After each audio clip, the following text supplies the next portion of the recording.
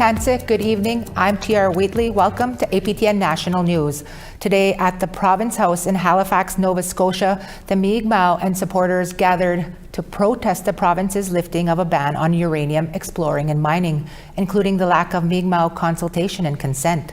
APTN's Angel Moore has the story. He just signed away our rights, but it's not that easy. That is Cheryl Maloney from the Sibäganagati First Nation. She is talking about Nova Scotia Premier Tim Houston opening the door to uranium exploration when the radioactive ore was added to the province's critical mineral list this past March. A ban on uranium exploration and mining had been in place since 2009. Maloney's hands are covered in mud from the Bay of Fundy to symbolize the cultural connection to the water. Free, prior, informed consent. Everybody has to have a say, not on what they can take from the land. We have to have a say on how we protect that land and protect the water. About 80 people gathered outside the Province House in Jabuktuk, also called Halifax. They're calling for a stop to critical mineral exploration and demanding Mi'kmaq consultation and consent, including Melanie Peter-Paul. She is from the Sibäganagati First Nation. We are here today because the Mi'kmaq Nation was not consulted when the uranium mining ban was lifted. There was no free and prior informed consent, and we are here to say no to uranium mining in Nova Scotia. Tamara Young is chief of the Pictou Landing First Nation. Last month, she spoke on behalf of the Nova Scotia Chiefs at the province's Standing Committee on Natural Resources and Economic Development. Frankly, that engagement should have come much earlier in the process than where we are now. As constitutional rights holders across the lands, waters, and resources in Nova Scotia, we expect to be part of early discussions before decisions are made. We should not hear about important developments that Nova Scotia is making from the evening news. Maloney says it is time to govern with Mi'kmaq laws. She is urging Mi'kmaq and Nova Scotians to come together. They're coming for all of our critical minerals and all of our water. And those two things together are really important. And the lack of communication, consultation by Tim Houston's government is why we are going to start a shadow government. Angel Moore, APTN National News, Jabuktuk, also known as Halifax.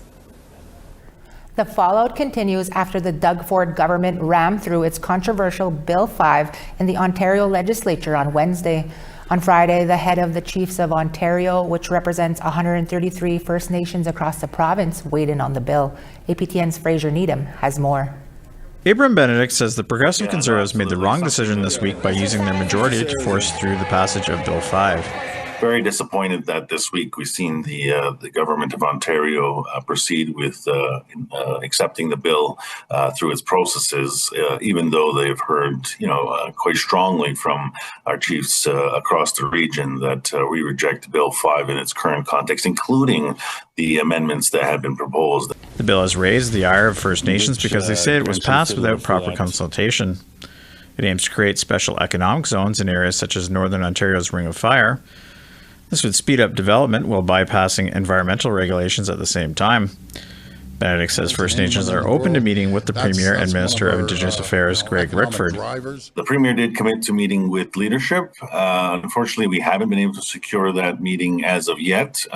With respect to Minister Rickford, he has said that he would meet with leadership as well. But their message also has been that, this was, of course, prior to the bill passing, has been that, after the bill, then we'll go consult. And that's not how it works.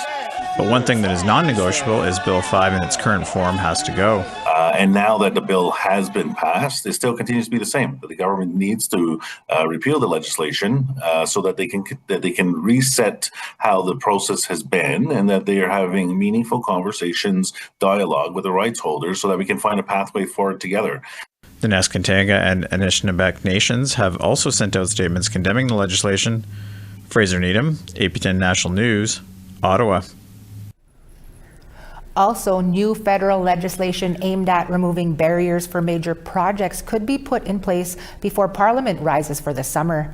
The proposed One Canadian Economy bill would also open up interprovincial trade barriers so that goods and services can move without restrictions across provincial borders. Prime Minister Mark Carney told reporters this afternoon that a new federal major projects office will be created to get projects started within 2 years. He said Indigenous peoples will be included in the process through consultation and inclusion, aligning with Section 35 of the Constitution and the duty to consult. Indigenous expertise will be at the center of this new process, including through an Indigenous Advisory Council comprising First Nations, Métis, and Inuit representation to provide guidance to the new Federal Major Projects Office. We will also be providing funding for Indigenous participation in this new process of evaluation from start to finish. Joining us now to talk about that federal legislation is Assembly of First Nations National Chief Cindy Woodhouse-Nepenak. Thanks for joining us. National Chief, you met with the Prime Minister yesterday to discuss the proposed fast-track legislation. How did that go? Well, we've just received a copy of this proposed bill, and our legal team will review the draft, and we will provide a full response over the coming days. Over the coming days, we will also organize a meeting of the AFN Executive and invite chiefs to attend a national online forum to review the bill. We appreciate Prime Minister Carney reaching out yesterday to explain his government's plan to define and fast-track strategic national infrastructure projects through legislation. I had said to the Prime Minister that First Nations support efforts to protect Canada from economic uncertainty and advance resource revenue sharing agreements. However, First Nations are very concerned that this proposal may violate collective rights. These have only increased given the approaches taken to these bills in Ontario, in British Columbia, and of course the Alberta Premier's public statements about separation from Canada. That is why it is so important that Parliament and the Senate take the time needed to ensure that First Nations and rights holders have an opportunity to properly review, speak, and propose improvements to this legislation before it is passed. We fear that attempts to ram legislation through Parliament may have significant consequences. The rights of First Nations under international law, the United Nations Declaration Act, and the Constitution of Canada are at stake. And failure to obtain free, prior, and informed consent will likely result in protracted litigation. During my discussions with the Prime Minister yesterday, we were also pleased to restate that the significant nation-building opportunities associated with finally closing Canada's long-standing and shameful First Nations infrastructure gap. This gap has perpetuated deep-rooted inequality in our country, in Canada, and led to poorer health outcomes, limited education opportunities, and less prosperity for First Nations compared with other Canadians. So we will continue inviting the Prime Minister to take this opportunity to use this legislation to finally fast-track modern schools for First Nations kids, clean water, quality housing, access to high-speed internet, all-season roads, and vital community infrastructure for First Nations. Closing the First Nations infrastructure gap will strengthen Canada's autonomy, resilience, and security, and it will provide significant economic and social benefits to Canada. Thank you for your time today, National Chief. Thank you. Around 18,000 evacuees are registered with the Red Cross in Manitoba for support and shelter from wildfires near their homes. As of Thursday afternoon, 26 communities and First Nations have evacuated, with 4 others on short notice evacuation orders. Government officials say more than 1,700 hotel rooms in the province have been assigned to evacuees, with 200 rooms still available and 200 more to become available in the coming days. Some people displaced from their homes by wildfires have been sent to Ontario, where 1,500 hotel rooms have been made available by the provincial government. Almost 800 of those have already been assigned.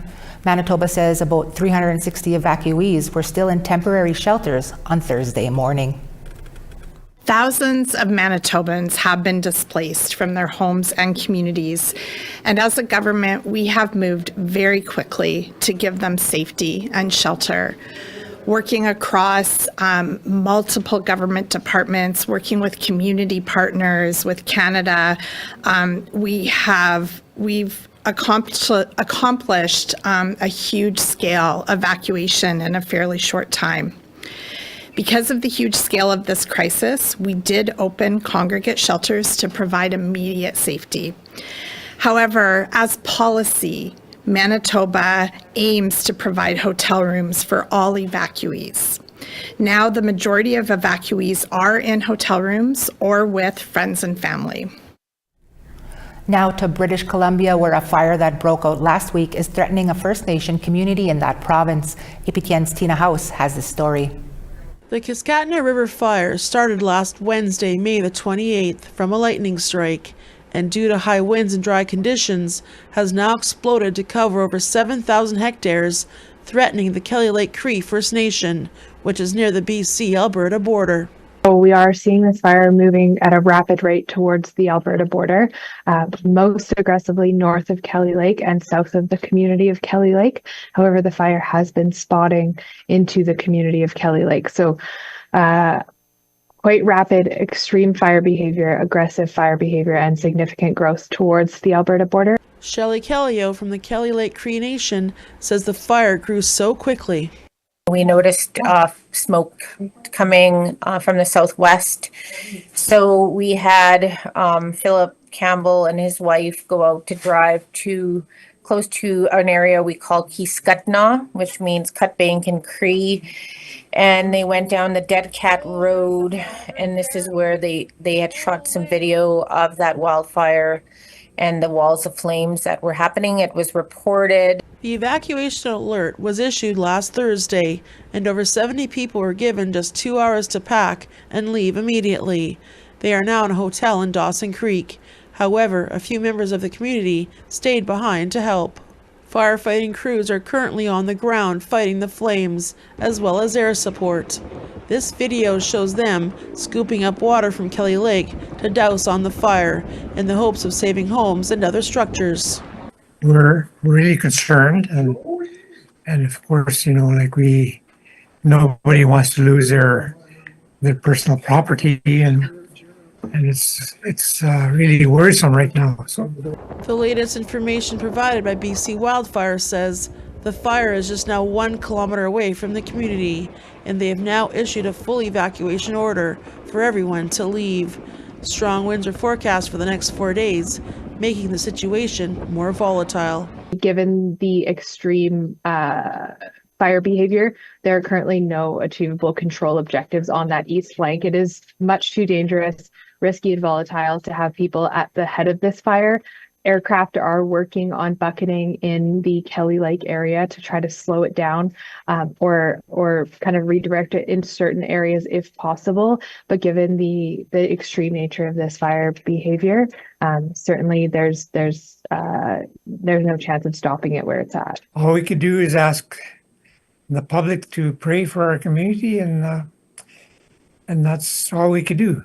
The Kiskatna River wildfire is just one of 70 active fires across BC. Tina House, APTN National News, Vancouver. Time for a quick break. When we return, we take you north to the Yukon. Jeskwa Bitaman.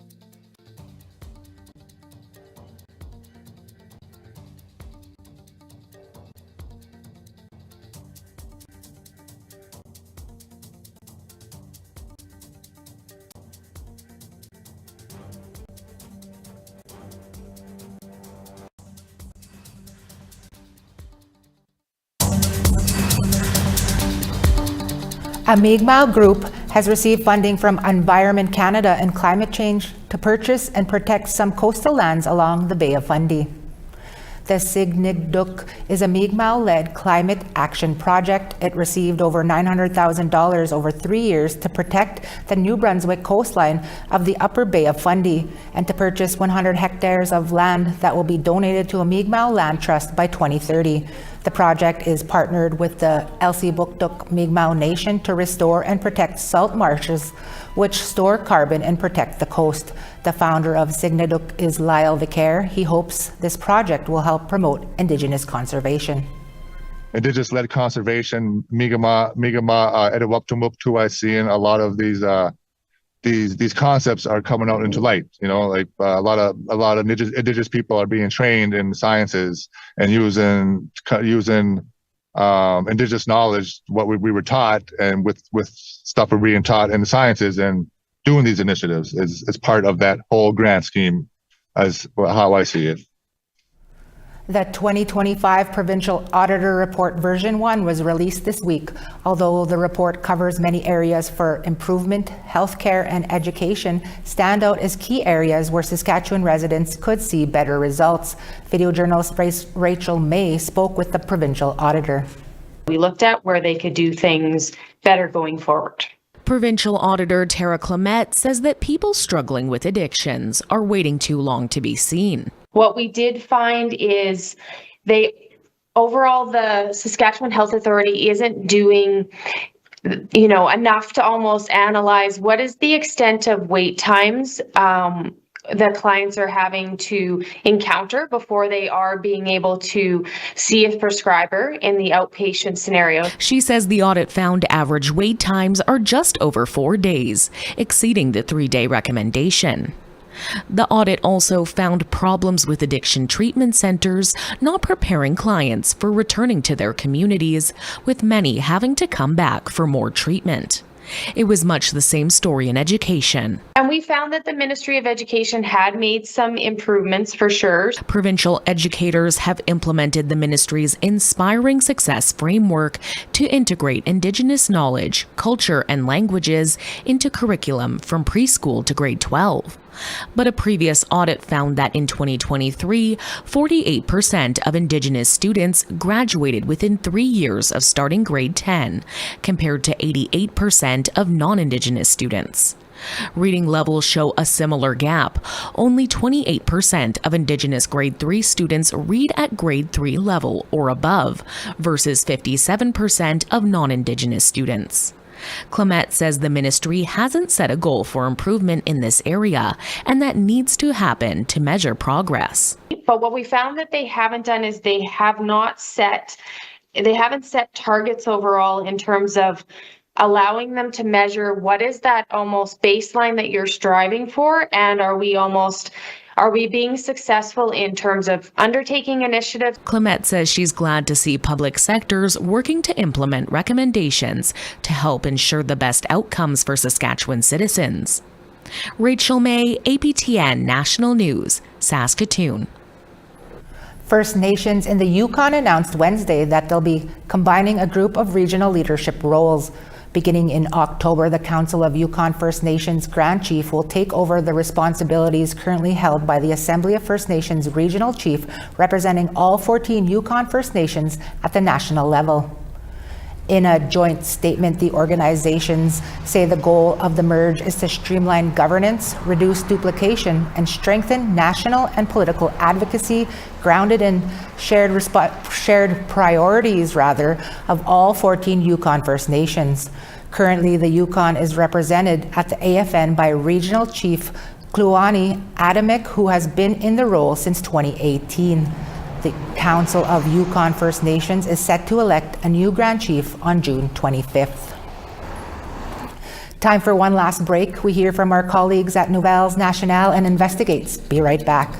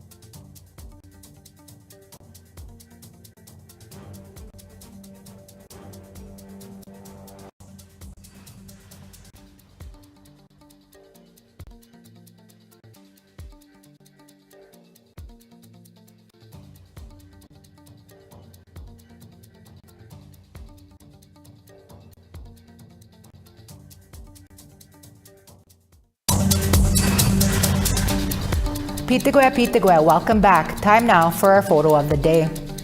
Holidays in Honolulu. Great shot shared by Colleen Shalafu from their recent vacation to Hawaii. Thanks for sharing. If you have a picture you want featured on TV, email it to share@aptn.ca. Now, let's take a look at tomorrow's weather forecast. Starting on the East Coast, Charlottetown 18, Halifax 20. Kuujjuaq 8, Nain 11.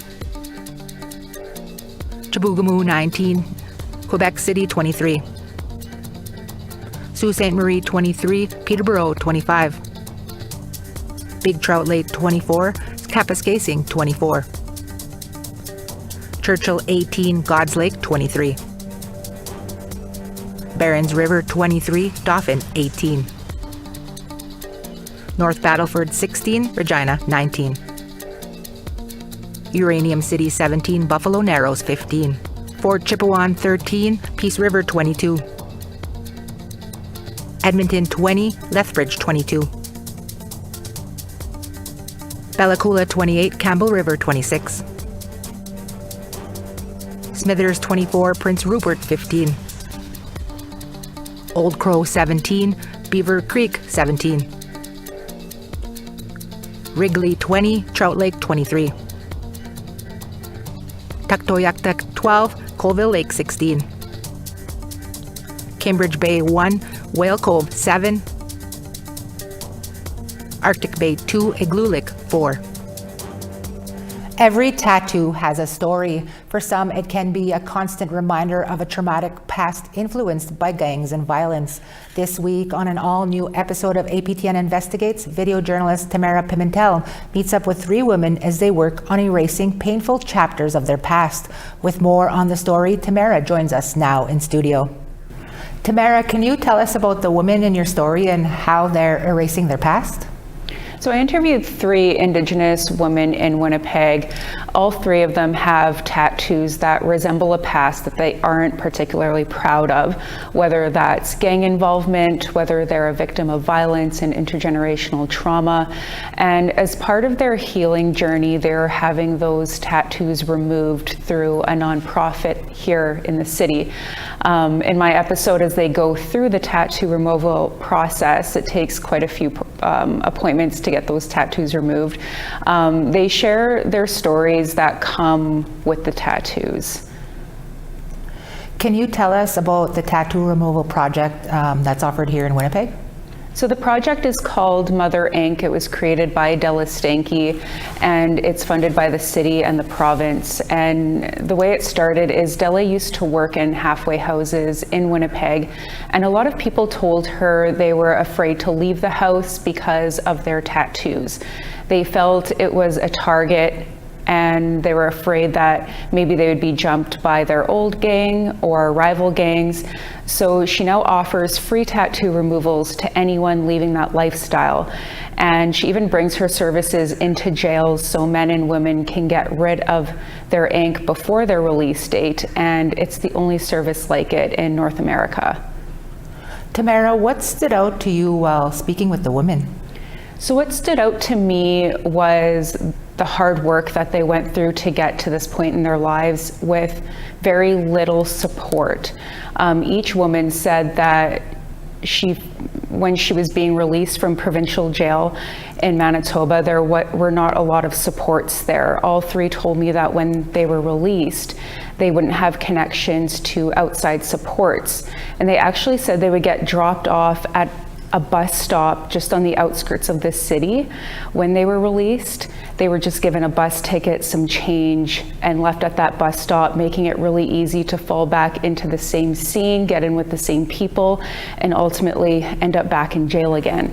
So turning their lives around definitely was not an easy thing for them to do. Looking forward to that. Thanks, Tamara. Thank you. You can catch APTN Investigates Skin Deep tomorrow night on APTN. Well, it's Friday, so that means it's time for another edition of Nouvelles Nationales with Kim Sullivan. What do you have coming up, Kim? Hey TR, we hope you tune in tonight at 6:30 Eastern. Tensions continue in regards to Bill 97 in Quebec and its potential effect on forestry, so we will definitely be talking about that. There's also changes to the 2025 moose hunting regulations here and a story that will make you think twice before you insult someone on Facebook. Finally, in honor of Indigenous History and Heritage Month, we share 4 Indigenous books to discover. See you tonight. And that's all the time we have for today, Friday, June 6th. It's been a pleasure to be here with you. Kristen and Dennis are back in the host seat next week. From all of us at APTN, Egase, Kitom, Kawapamittinano.